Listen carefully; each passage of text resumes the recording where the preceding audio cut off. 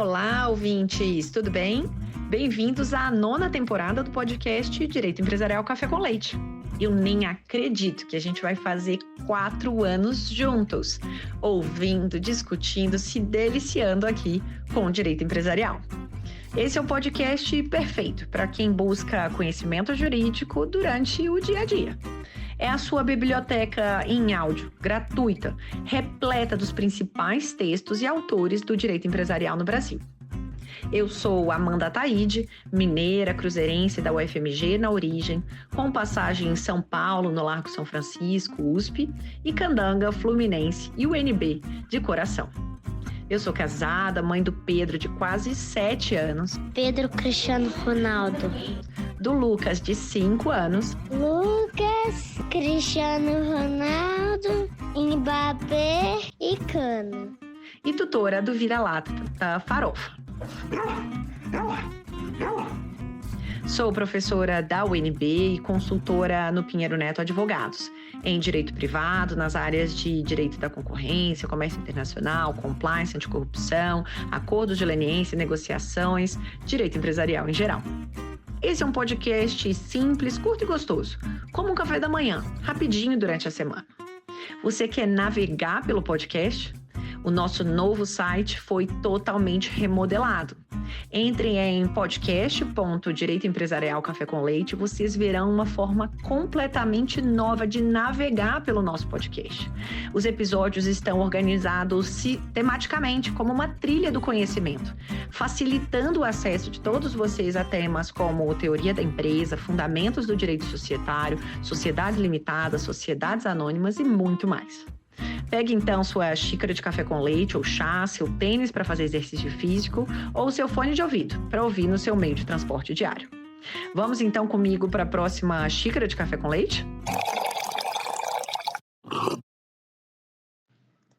A nossa xícara de café com leite de direito empresarial de hoje vai tratar de um artigo de autoria da professora Renata Steiner, cujo título é A Mora em Obrigações Negativas. E para isso a gente vai ter a alegria de contar com a participação da própria autora, a professora Renata Steiner, para comentar o seu artigo. A professora Renata é professora de Direito Privado na FGV São Paulo, nos cursos de graduação, FGV Law e mestrado profissional.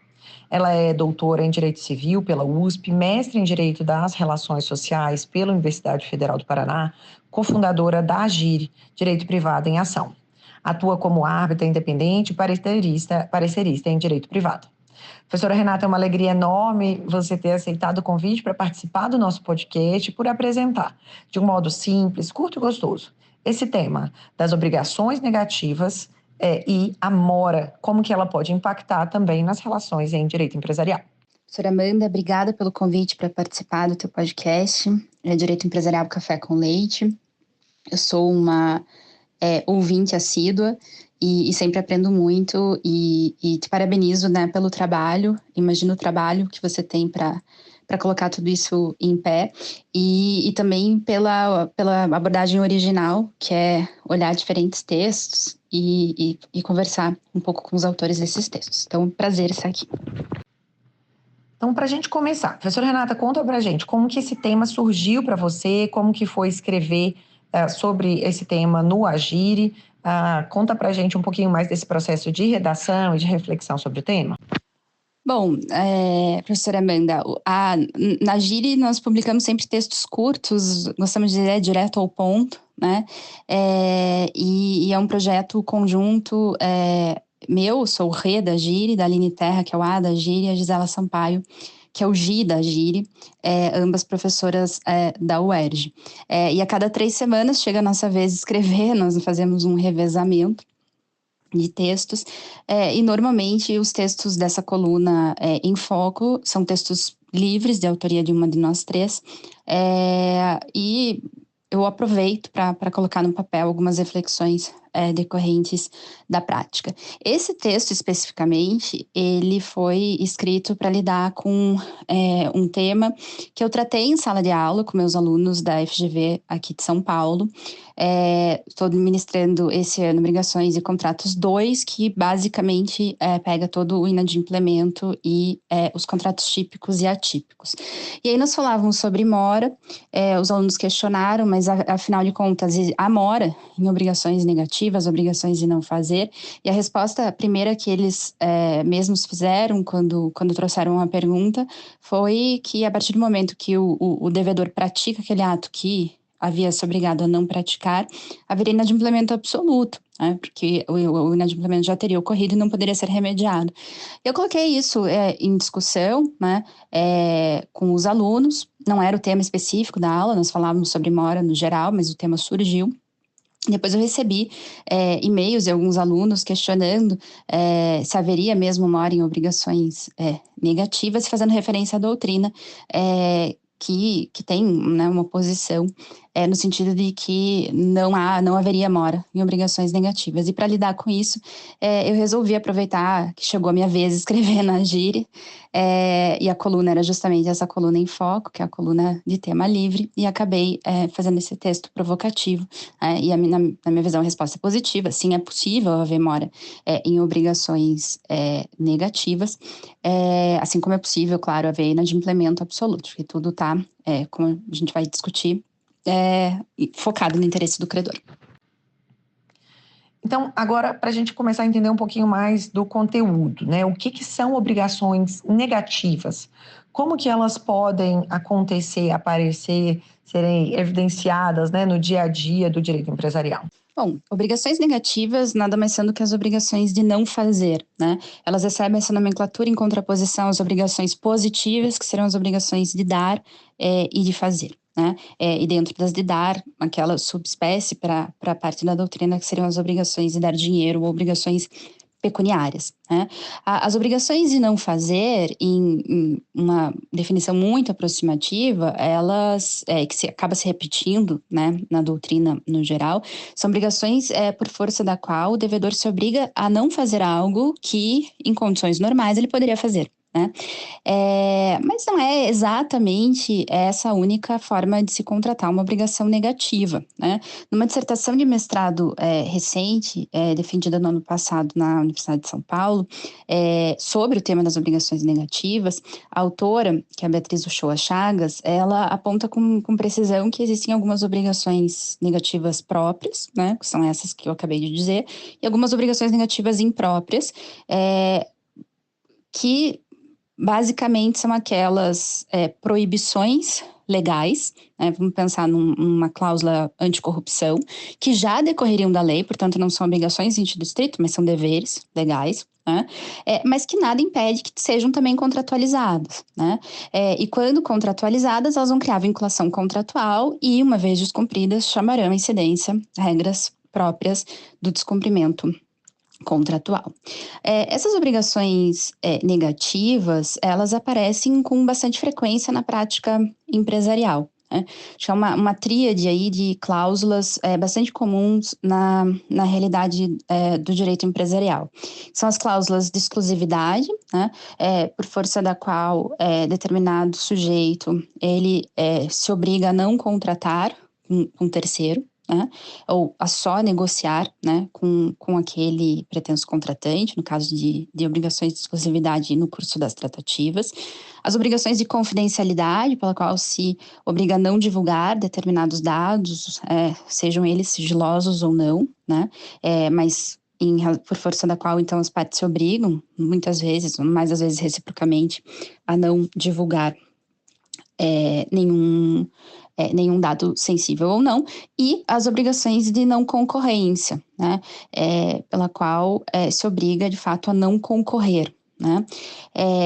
Essas obrigações, elas podem ser inseridas, e normalmente são inseridas como cláusulas contratuais, não configurando a obrigação principal, vamos dizer assim, daquela relação jurídica contratual, mas nada impede que seja um objeto próprio do contrato, né? Os Non-Disclosure Agreements, os NDAs, estão aí para mostrar que é plenamente possível que uma obrigação negativa seja erguida aí a obrigação principal de determinado contrato. Espera só um pouquinho que eu já volto para nossa entrevista.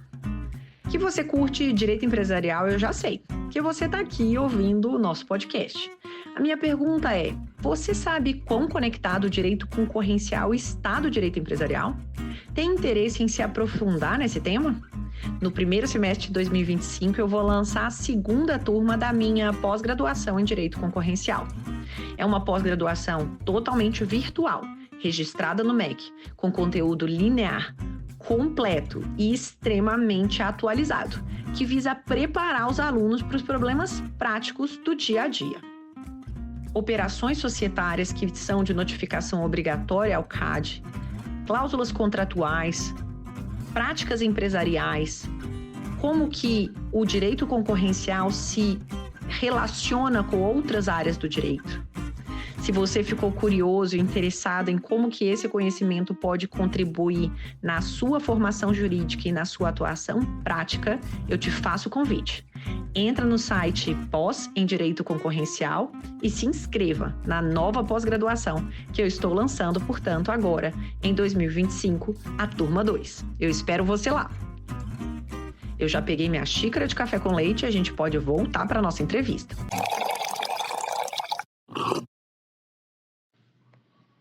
E agora que a gente já sabe o que são obrigações negativas, conta pra gente um pouquinho quais que são as espécies possíveis de inadimplementos, como que eles se relacionam com o conceito de mora e de possibilidade de descumprimento de uma obrigação. Bom, olhando para os deveres de prestação, né, há uma dualidade de modos de inadimplemento, né, que não decorrem exatamente de uma definição, pelo menos não de uma rotulagem, vamos chamar assim, expressa do Código Civil, mas de uma leitura doutrinária, né, e do sistema em geral, então, do Código Civil, que são inadimplemento absoluto, também chamado de inadimplemento definitivo, e a mora, também chamado por alguns de inadimplemento relativo. Na definição, já se pode dizer clássica do Agostinho Alvinho, inadimplemento absoluto ocorre quando a obrigação não tenha sido cumprida e nem possa mais ser cumprida, né? Enquanto que a mora ocorre quando há uma falta de cumprimento, mas persiste a possibilidade de cumprimento. A noção, entretanto, né, que vai diferenciar o inadimplemento absoluto da mora, tá em torno nessa definição que eu acabei de dar da possibilidade, ela deve ser entendida ou deve ser subdividida, né? Então, possibilidade aí está num sentido lato, né? De possibilidade, efetivamente, da prestação. Então, a prestação ainda pode ser possível, porque ainda existe o objeto, porque ela ainda é juridicamente possível, faticamente possível. Situações também de utilidade da prestação, ou seja, se aquela prestação ainda pode ser cumprida de forma útil ao credor. E aí o fundamento para isso é o parágrafo único do 395 do Código Civil, que dispõe que se em razão da mora, né, houver perda de interesse do credor, ele pode enjeitar a coisa, ou seja, recusar, né, o cumprimento, além da reparação de perdas e danos, né? Nada impede também que as partes, elas contratualizem esse momento, né, de perda do interesse ou de impossibilidade de satisfação do interesse, e o mecanismo mais usual para fazer isso é a cláusula resolutiva, que quando expressa vai delimitar ou definir quais são os inadimplementos que ensejarão a possibilidade, então, do inadimplemento absoluto e dos remédios próprios do inadimplemento absoluto. Embora a doutrina civilista, quando estuda obrigações, foque bastante nessa classificação do inadimplemento, né, mora, inadimplemento absoluto, e a possibilidade / inutilidade, utilidade no centro da distinção, eu entendo que uma visão mais prática seja olhar os remédios à disposição do credor lesado em caso de inadimplemento absoluto e em caso de mora, né? Então, havendo mora, né, o grande ponto, né, a grande relevância da qualificação da mora é que a mora ainda pode ser purgada, né? O código até faz referência a essa expressão, purgação da mora. Isso significa que o devedor ainda pode realizar o pagamento e, mais do que isso, que o credor ainda está, né, adstrito a exigir o cumprimento específico daquela determinada prestação. Então, o remédio próprio à mora é o cumprimento específico. Então, faça o que não foi feito, pague o que não foi pago, entregue o que não foi entregue, né? Enquanto que no inadimplemento absoluto, porque não persiste mais a possibilidade ou a utilidade de cumprimento, né, os remédios são distintos, né, e o principal remédio aí seria a resolução, né, com a extinção daquele contrato, liberando-se as partes reciprocamente do cumprimento das prestações, né? Isso significa, então, que os remédios são distintos a depender do tipo, da espécie de inadimplemento. Há outras figuras que poderiam ser referidas, tanto à luz dos remédios, quanto em relação às espécies de inadimplemento, em especial os inadimplementos dos deveres laterais de conduta, aqueles deveres de boa-fé, né? Mas eu foquei aqui na distinção, efetivamente olhando para os deveres principais. E agora que a gente entendeu a parte conceitual, como que na legislação esse tema está inserido? Como que o Código Civil brasileiro trata das obrigações de não fazer e de mora, né? Nesse contexto, qual que é a importância na sua visão, professora, dos artigos 250 e 251 do Código Civil? Bom, esse é o ponto central, né? Será que existe mora em obrigações negativas? E a pergunta podia ser reformulada se descumprida a obrigação negativa, ou seja, quando o devedor faz aquilo que ele se obrigou a não fazer, será que é possível a tutela do cumprimento específico daquela obrigação? Ou seja, será que a mora pode ser purgada? Ou, ao contrário, será que se tornou impossível, né, o cumprimento específico daquela prestação de não fazer? E o nosso código não dá exatamente uma resposta, né, para isso. Os artigos 250 e 251, que são localizados bem no início do livro de obrigações, no título 1, sobre modalidades das obrigações, eles dispõem sobre as obrigações de não fazer.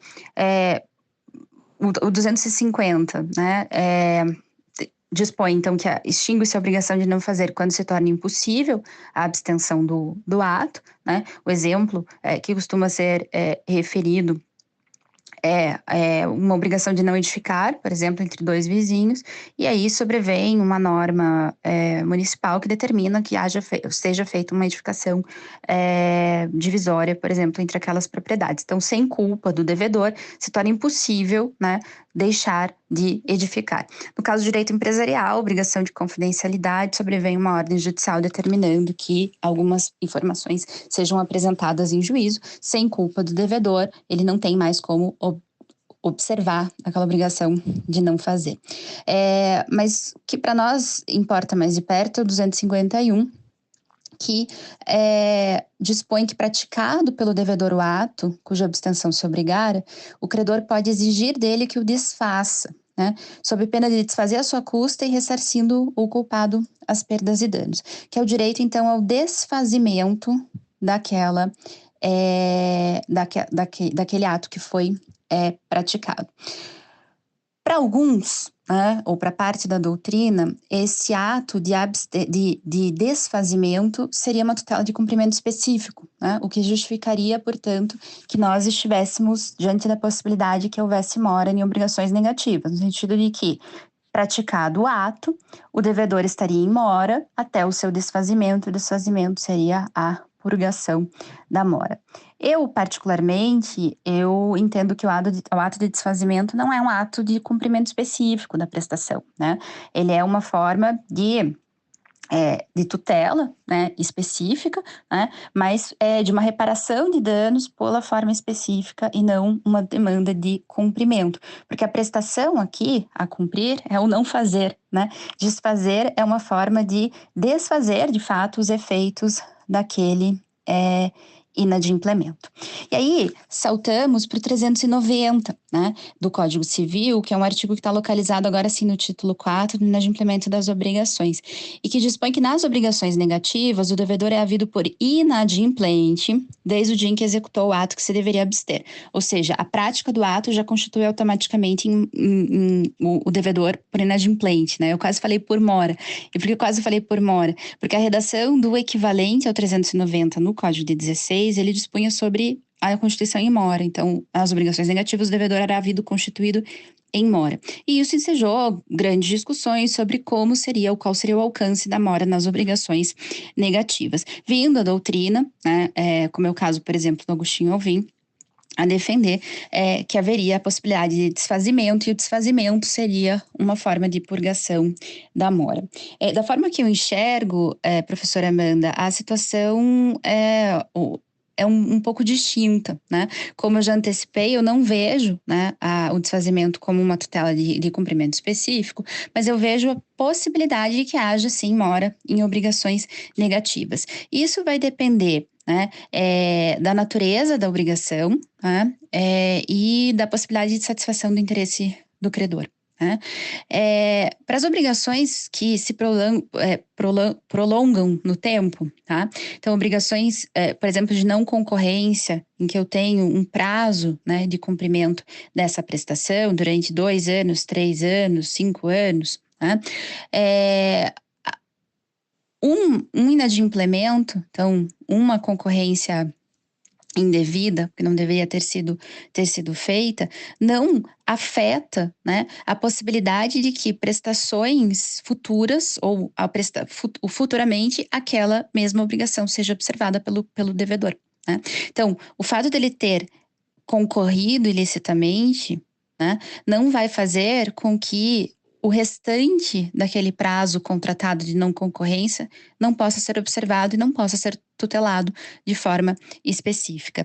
Nesse caso, eu tenho uma situação em que a obrigação se prolonga no tempo, eu tenho uma divisibilidade, de certa forma, né, das prestações ao longo do tempo, né, e tenho a possibilidade de tutelar o passado por perdas e danos, porque o desfazimento aí usualmente não vai ser possível nessas obrigações de não concorrência que já produziram todos os seus efeitos, né? E o cumprimento específico para o futuro. É claro que o fiel da balança vai ser também aquela linha divisória entre o que é mora e o que é inadimplemento absoluto, é o interesse do credor. O interesse do credor pode ficar completamente a satisfazer, tendo em vista um único inadimplemento. Né? E pode ser que numa situação específica, né, ainda que eu tenha um prazo a ser observado, o inadimplemento da obrigação negativa de plano já cause ou já seja configurado como inadimplemento absoluto. Basta pensar uma obrigação de sigilo, em que se mantém, então, uma obrigação de confidencialidade durante os mesmos 5 anos, para usar o mesmo exemplo que eu usei na obrigação de não concorrência, e nesse período as obrigações são divulgadas. Né? Bom, a palavra colocada ao vento, ela não consegue ser mais retirada. Né? As informações já estão públicas, né? E aí não vai caber mais uma tutela de cumprimento específico, mas sim apenas as tutelas próprias do inadimplemento absoluto. Então, da forma que eu enxergo, é possível sim haver mora nas obrigações negativas, mas isso dependerá, né, da divisibilidade daquela obrigação, né, do fato da obrigação ser instantânea ou, ao contrário, ser uma obrigação de duração e da análise sempre, no caso concreto, do interesse do credor. E aí há vários efeitos relevantes dessa configuração, né? Porque se existe mora, não só o remédio, o cumprimento específico, né? Mas também eu posso pensar, por exemplo, qual é o efeito que isso vai ter diante de uma cláusula penal, por exemplo. Porque eu posso ter uma cláusula penal moratória, uma cláusula penal que substitua o cumprimento, que alguns consideram ou chamam, alguns não, muito, a doutrina, né, recorrentemente se refere à cláusula penal compensatória, mas que eu preferia dizer cláusula penal que serve para substituir o cumprimento, ou cláusula penal que vem junto com o cumprimento específico, né? Então, como se fossem perdas e danos ao lado da prestação ou perdas e danos no lugar da prestação, né? E havendo mora ou havendo inadimplemento absoluto, eu posso ter a incidência de uma ou outra cláusula penal, assim como posso ter cumprimento parcial, né, para fins de modulação do valor da cláusula penal, de acordo com o artigo 413 do Código Civil. E então, conta pra gente, professora Renata, o motivo pelo qual parte da doutrina entende que o inadimplemento de uma obrigação de não fazer pode, desde o início, ser considerado absoluto. A gente tem entendimentos diversos? Conta pra gente um pouquinho.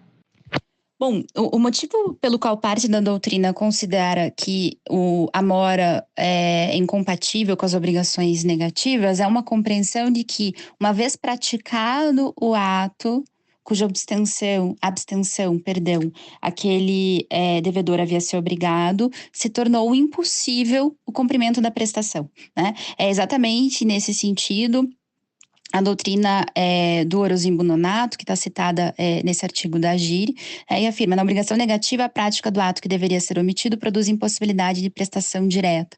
E no mesmo sentido, Agostinho Alvim, que afirmava que era um absurdo falar em retardo de obrigações negativas, exatamente pelo fato de que a simples prática do ato tornaria impossível o seu cumprimento específico, né?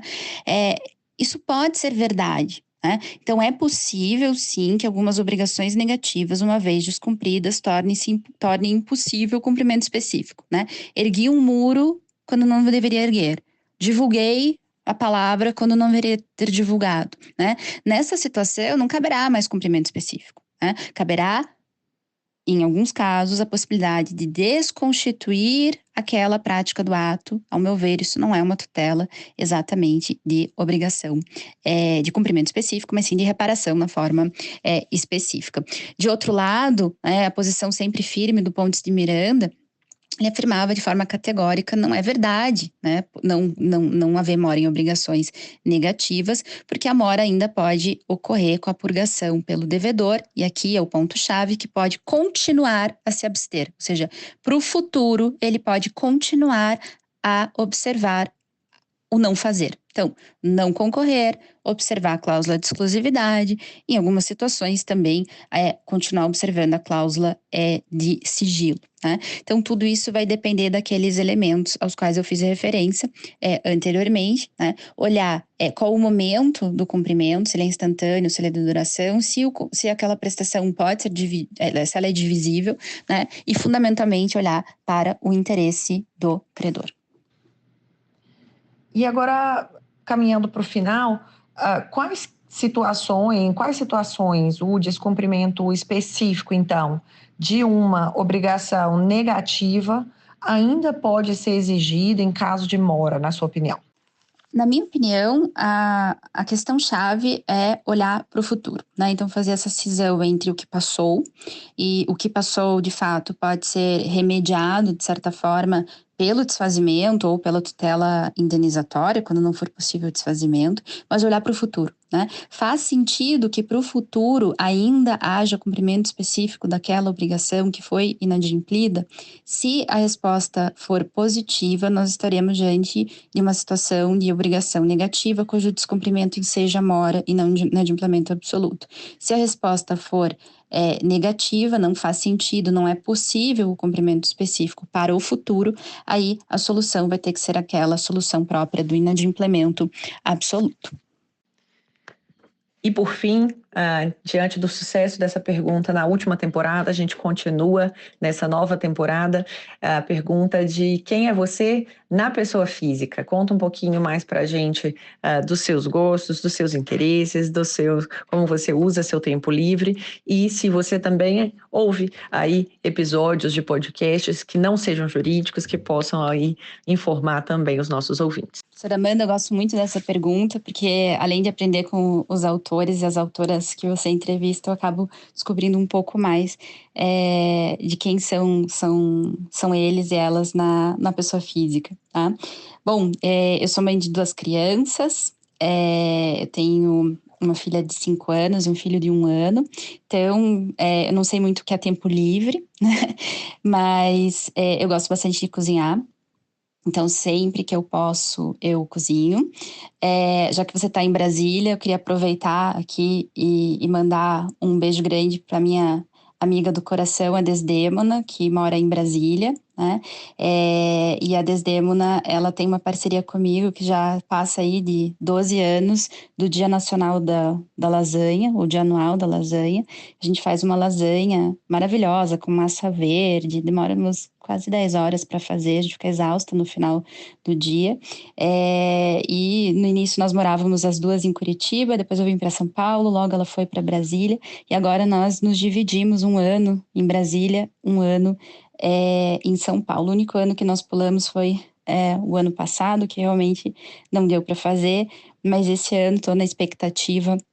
Estarei em breve em Brasília para cumprimento da nossa obrigação positiva aí de fazer a lasanha. Aliás, nós temos também uma obrigação negativa entre nós, que é não podermos fazer a lasanha, a bolonhesa com massa verde. A massa branca dá, mas a massa verde não, para outras pessoas, né, sem a presença uma da outra, tá? Então, essa sou eu, não ouço podcasts, ouço só o seu, Amanda, e vou dizer que ouço menos que eu gostaria, porque eu ouço normalmente na esteira, né, e eu tenho feito muito menos esteira do que eu deveria, né? Mas eu não sou uma pessoa de podcasts, eu acabo ouvindo só o seu. Efetivamente, já ouvi vários episódios. Tá? Muito obrigada novamente pelo convite, foi um prazer. É bom saber também que você acompanha a Gire e deixar, se você me permitir, fazer um convite para os ouvintes para conhecer a nossa iniciativa, né? Que são textos curtos, circulam toda segunda-feira às 8 da manhã. Muito obrigada. Muito obrigada pela sua presença e até a próxima. A nossa xícara de café com leite foi devidamente tomada. Agradecendo aqui a nosso convidado pela presença, a vocês pela audiência. Se vocês tiverem sugestões, comentários, não deixem de me procurar. No LinkedIn, Amanda Taide, no Instagram, Direito Empresarial Café com Leite. E também, caso vocês tenham meu contato, podem me mandar mensagem no WhatsApp. Um abraço a todos. Tchau, tchau.